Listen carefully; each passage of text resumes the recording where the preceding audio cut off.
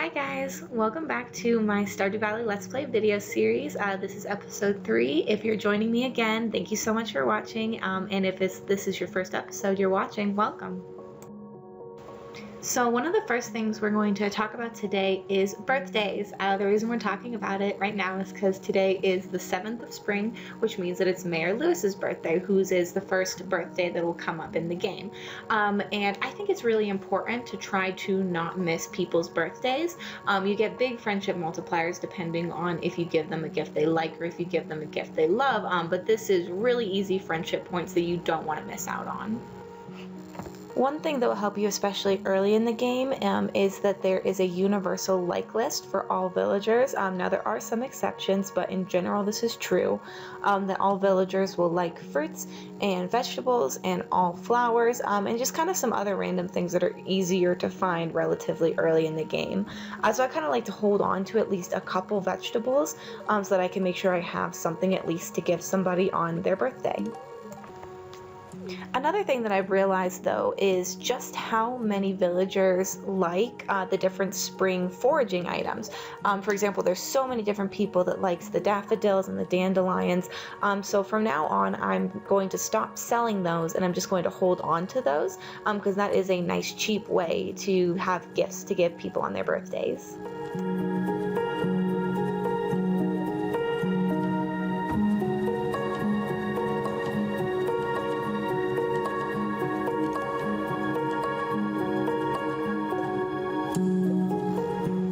And so here you can see that already after just giving Mayor Lewis one gift on his birthday, he's already up to 1 heart with us. So this is definitely a really important thing to keep track of when different people's birthdays are and make sure you always give them a gift. And so another reason why it's important to go up in the heart levels with the different villagers is this can unlock new things for you. Like there are a lot of recipes that are unlocked after getting to certain heart levels with different villagers. So if you want to get the complete recipe collection, like I know I do, you can't get a complete one without making friends with the different villagers.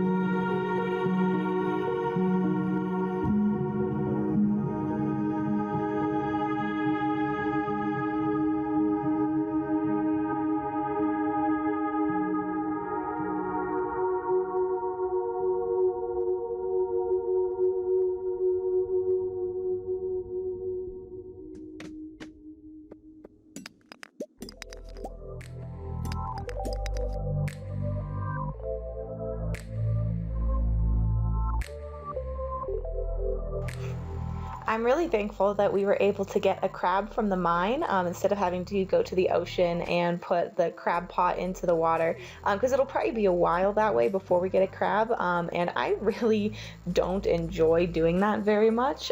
So this will be nice because this is one of the items that we're going to need for one of our community center bundles. And if you're wondering how I remember all of this information, I don't. It's because I made a cute little Stardew Valley journal that I keep beside me whenever I'm playing, and this has all the different information in it that I need, like what is in the different community center bundles, how much each of the crops sell for, when are the birthdays, all that sort of thing. So I definitely recommend for people who enjoy playing this game and will probably spend a lot of time playing it, that it's definitely worth it to put your time into making a little journal that you keep beside you.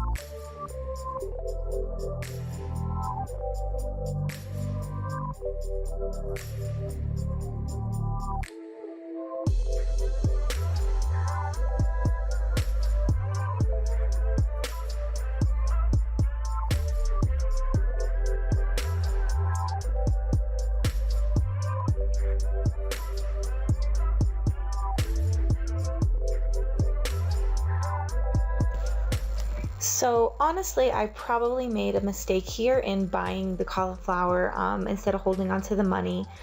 So on spring 13th is going to be the spring festival, and at this festival you'll be able to buy strawberry seeds. I believe it's 100 gold per seed, but this is by far the most money-making crop that you can possibly have in spring. And even though you'd be getting it going late for this first spring, it's still definitely worth the investment. And to hold on to the strawberries to make seeds for next summer. So I'm probably going to be stretching myself a little thin with the energy that I have taking care of these cauliflower and the strawberry that I'm going to get. And I probably also should have held on to my money so that I could spend it all on just strawberries when the 13th come. But oh well, I made a mistake, and I like to tell you guys that so you can not make these mistakes in your game.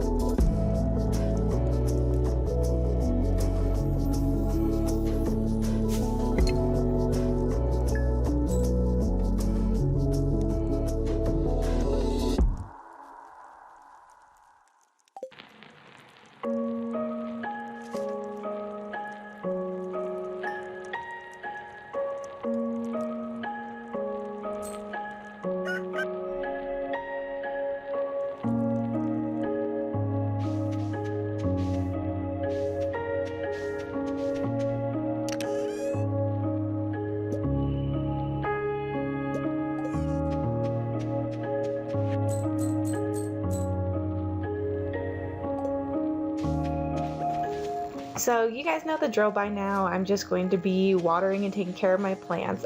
So I'm going to start skipping some things like this because it's the same thing every day.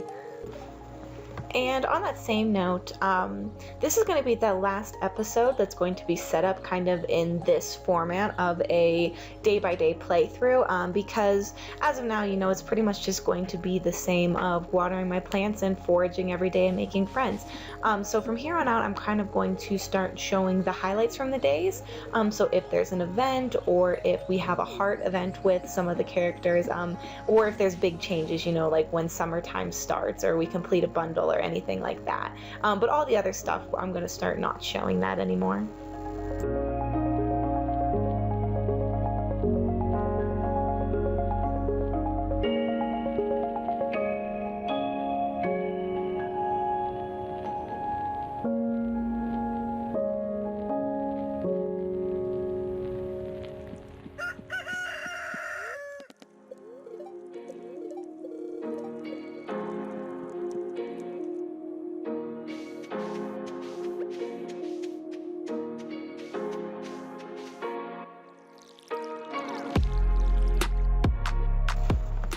So today I used up all my energy on watering all of the plants I have, and then I spent the rest of the day foraging. So now since my energy is gone and the spa is not unlocked yet, we're actually going to go to bed for the day. So thank you guys so much for watching this episode. And like I said, the episodes from here on out are going to be a little bit different. So I'm kind of excited to see where this goes. Thank you so much for watching, and I'll see you next time. Bye!